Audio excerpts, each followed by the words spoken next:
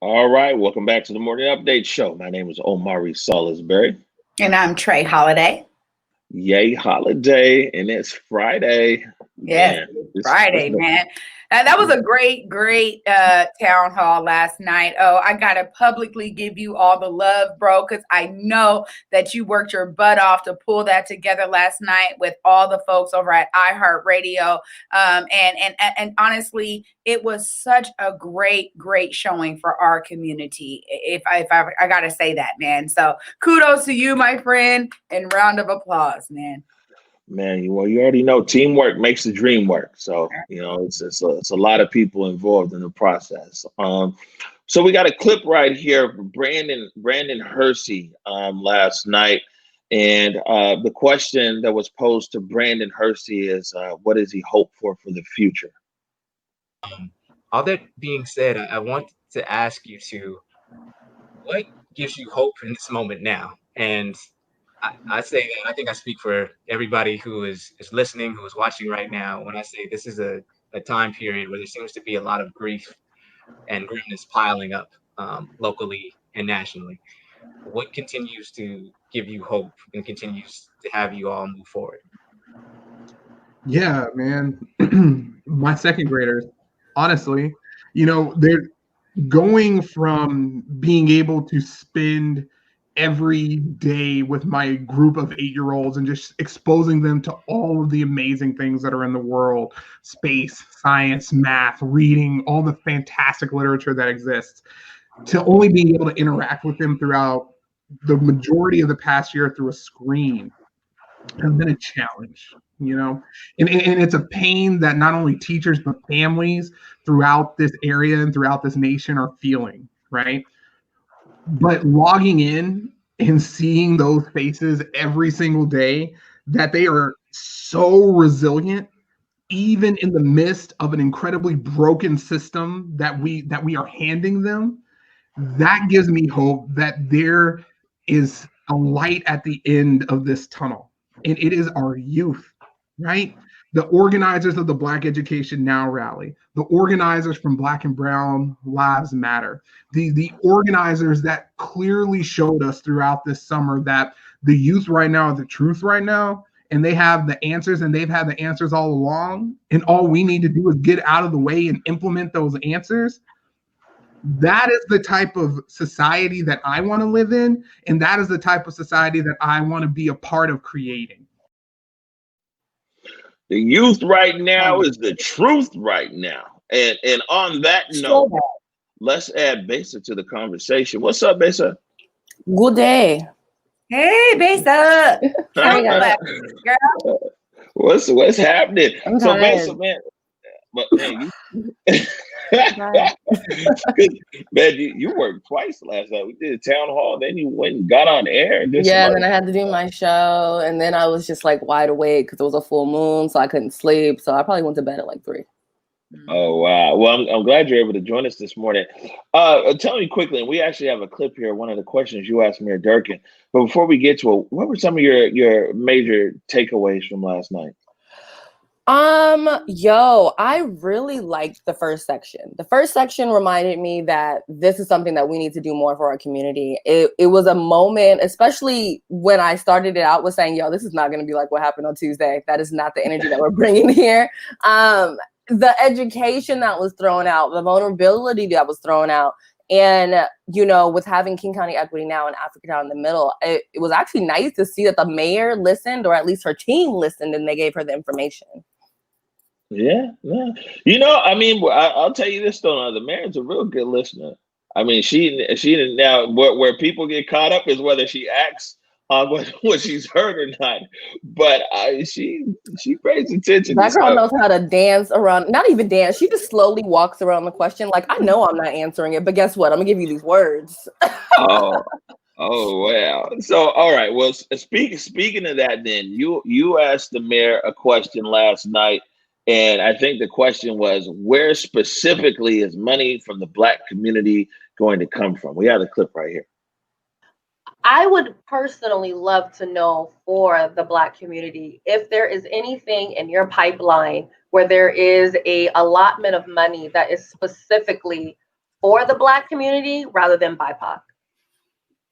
It's a great question. I think that the my personal view is that in this moment of time, when we are centered on Black voices and showing that Black lives matter, and when we are finally, as a city and a state in much of the country, acknowledging the harms of racism, the Jim Crow laws, and realizing that systemic racism is real, that the only way that you can actually repair that is to acknowledge it and then make reparations. All right, Besa. So, I mean, you got the mayor talking about reparations. Did you see that one coming? I mean, it was one question that she didn't dance around. She didn't necessarily give the answer to, yes, I have something in the pipeline, but the fact that she did admit, yes, Black people deserve reparations, and I didn't expect that at all. Right.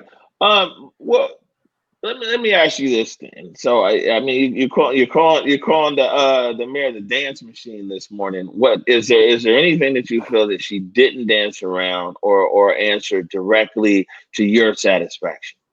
Not really, because I still don't know who's on the task force. I still don't necessarily know how she picked those people. I still don't 100% know where this $100 million is coming from. We just know that it's not coming from Jumpstart, allegedly. Well, allegedly. And I know that she believes that Black people need reparations, yet for some reason she's created a BIPOC situation. So no, I don't really feel like she necessarily answered any questions. I think she might have given some people some insight, but well, I thought it was interesting. Yeah, I thought it was interesting because, you know, here we have, you know, this representation from community talking about participatory budget process, talking about, you know, how the task force really goes against this larger community voice. And yet she's just still pressing her messaging. And I think that that's one of the things that in terms of making sure things are balanced for the community members and for the audience, it's always, I feel that you were having a hard time trying to pull some meat off those bones that she was throwing out. Yeah, because like, you know, as a radio host, I listen to people when they're talking. So it's like, I know for a fact what I just asked you, and I can literally hear you doing what she always does. And, you know, that's no disrespect to the mayor. She knows what she does. And it is, I ask you a question and you start talking about history and the land that we're on. Sis, I didn't ask you that. I'm from here. I know where I'm at. About this money. Yeah. Right. Well, so, I mean, one of the things that we hear a lot of times is that, I mean, let me rephrase it a different way. A lot of what the mayor said, though, was things that community on the face of it wants to hear. You know what I'm saying? Now, she didn't say anything that was like directly against the things community, a lot of people in the community want to hear. You want investment in this, you want follow up in that, you want the future to look like this or future to look like that. I mean, I think that a lot of it comes down to a sincerity issue. So like how sincere, and I'll throw this to both of you guys quickly. I see we got Nikkita on as well, but throw both of you guys quickly. How sincere do you think that the mayor came across? Because she said, if all this stuff wasn't going on and she said all of those things in an auditorium, most people would be like, man, the mayor's saying exactly what we want to hear. You know what I'm saying? What's the sincerity level, do you think? Go ahead, Besa. I'll go after you. I don't want to say she's not sincere because obviously I'm not in her head. I can't read what she's thinking, but I really want to say I'm just going to keep an eye on her. You know, you say that you feel that Black people need reparations. All right, we'll see what you do. You know, you say that you're going to make sure that community can decide what they want to do with this money. Basically, what I'm saying is she's saying a lot of grand span things to where I can't necessarily be like the things that she's saying are really against the community, but it's kind of like, okay, so now what are you exactly going to do? Because I'm still a little bit confused as to how she's going to do it. Right. I think that, so I got a note here from one of the producers who said that the mayor went on to say there's Initiative 200, which doesn't legally allow her to say money is for a specific group based on race. So it sounds like there might be a gag order. I don't know, because, you know, previously she did say that.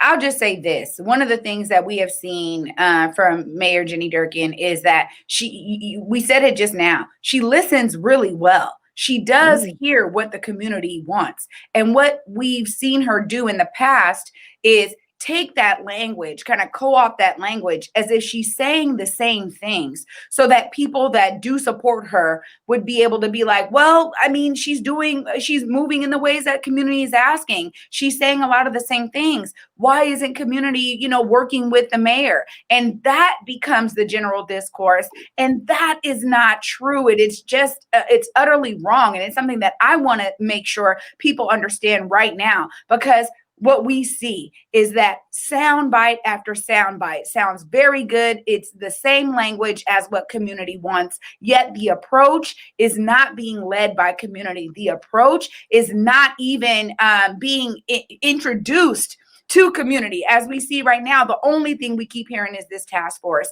If a lot of folks in the community are not going to join the task force, who are you going to have on the task force that then could speak to community? So it is this kind of, when you try to drive home real answers with the mayor, unfortunately, you don't get them. And unfortunately, I do wonder about the sincerity of her words, because I've seen her do this before. The community has seen her do this before, where she takes the language, co-opts the language, and the action does not does not actually do anything for community. I mean, there's some small wins. And I just want to say, absolutely, Emily Alvarado doing amazing things in the Office of Housing. I'm not here to talk down on anyone, but we've seen these tactics before. Right. But wouldn't Emily, I'll just throw this out here, but wouldn't Emily's actions be a representation of the mayor, since she works in the mayor's office? Besa, are you able to stick around? We got Nikkita here. Are you able to stick around with us? Yeah, I can stick around for a second. All right. So we're going to bring Nikkita Oliver into the conversation. Let's see. All right. Good morning, Nikkita. How are you? Peace and good morning, family. Good to see y'all. Morning. All right. Good to see you, fam. Good to see you too. So Nikkita, good to have you back here again on the Morning Update Show. Of course, last night, the historic town hall, went into it in my opening statement. I said that it would be imperfect, you know what I'm saying? But it was an important first step.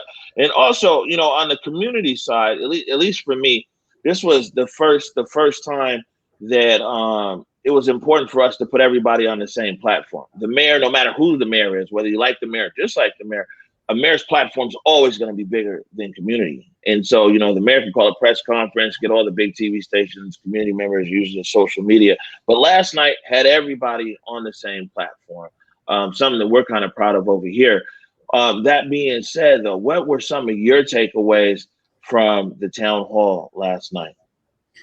Yeah, I mean, first of all, I want to thank Converge Media for making the effort to create, accessible, objective spaces that community can be a part of in a way that's not, that doesn't take our message and shift it to something that's clickbait. I think mainstream media certainly does give the mayor a platform to talk about what she wants to or she needs to, but when they interview us, they tend to take our interviews and break them up or put them into sound bites that don't necessarily reflect the context of the work that we're doing. So I really appreciate the way that Converge moves.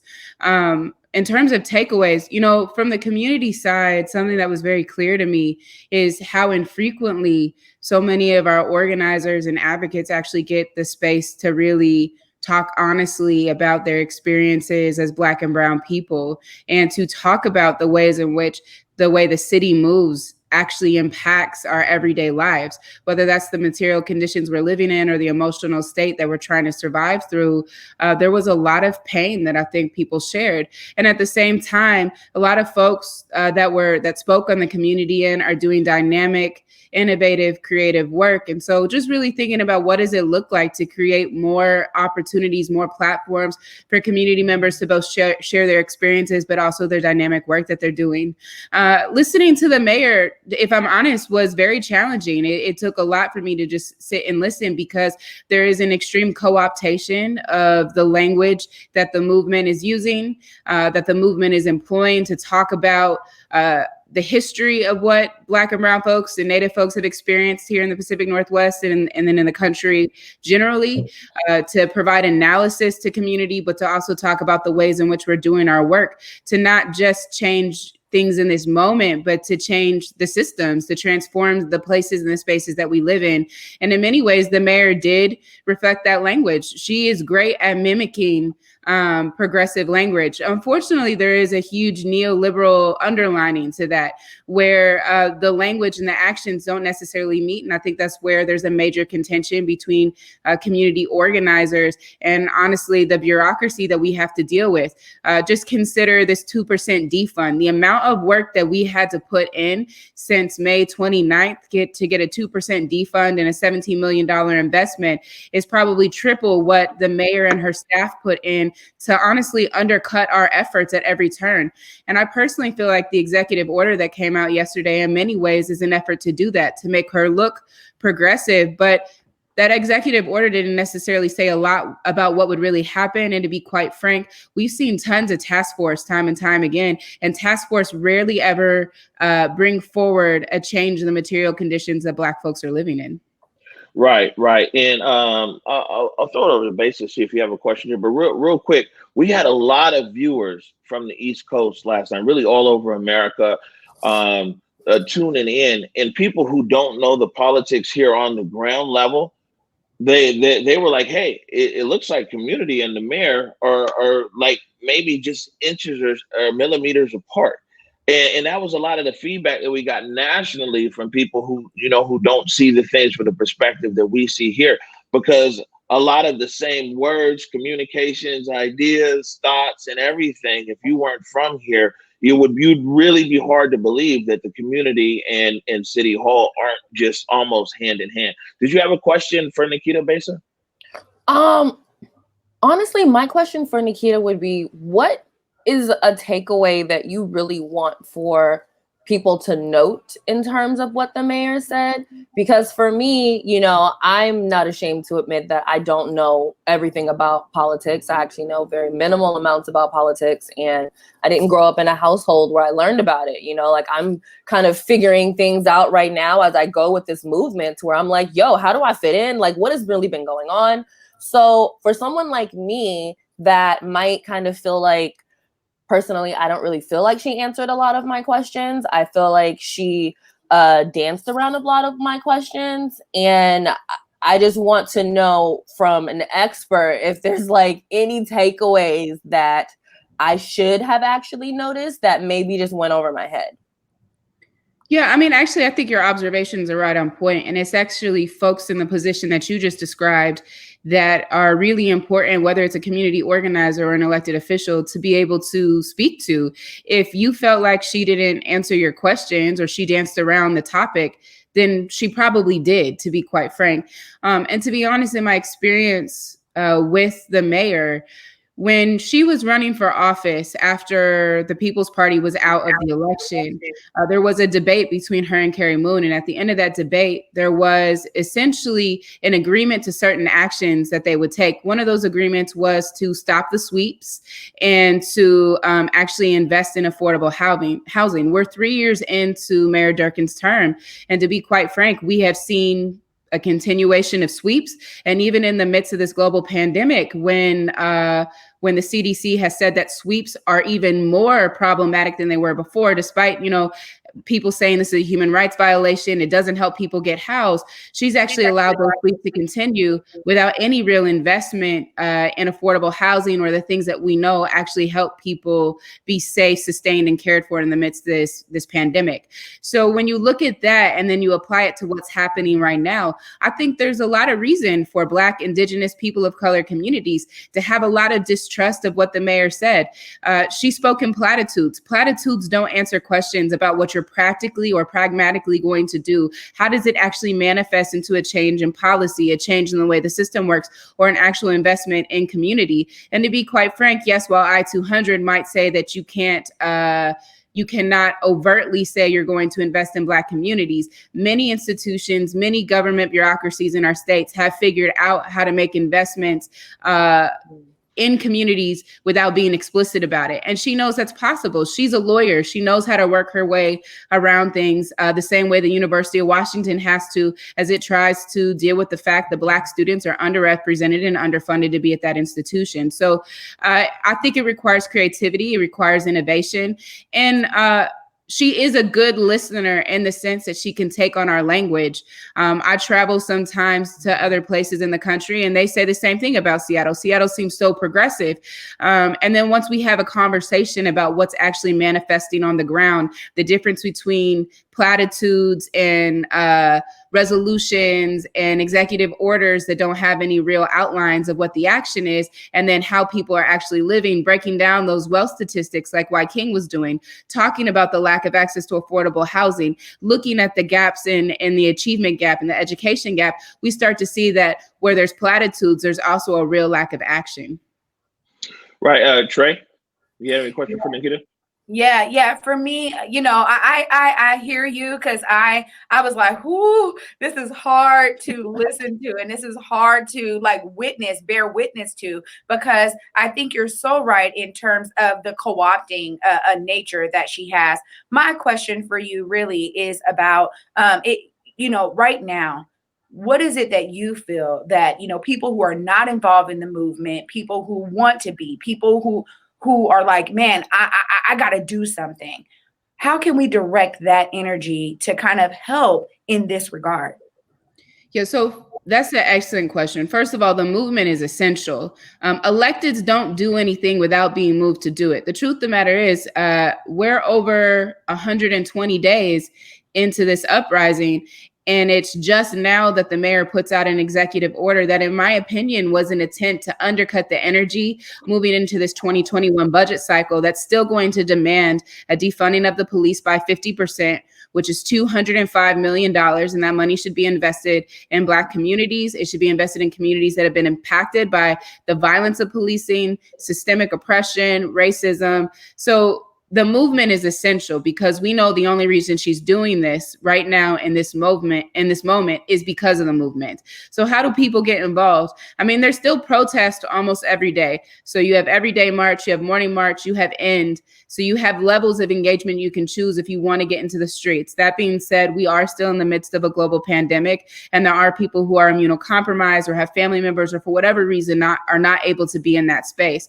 So I think that this next 6-week period, as we're going before the Seattle City Council to do certain things to get them to defund SPD by 50%, there are going to be a lot of digital ways and a lot of ways through public comment, writing your Seattle City Council members, that people can actually get involved in the movement that doesn't require you to take any risk of your health.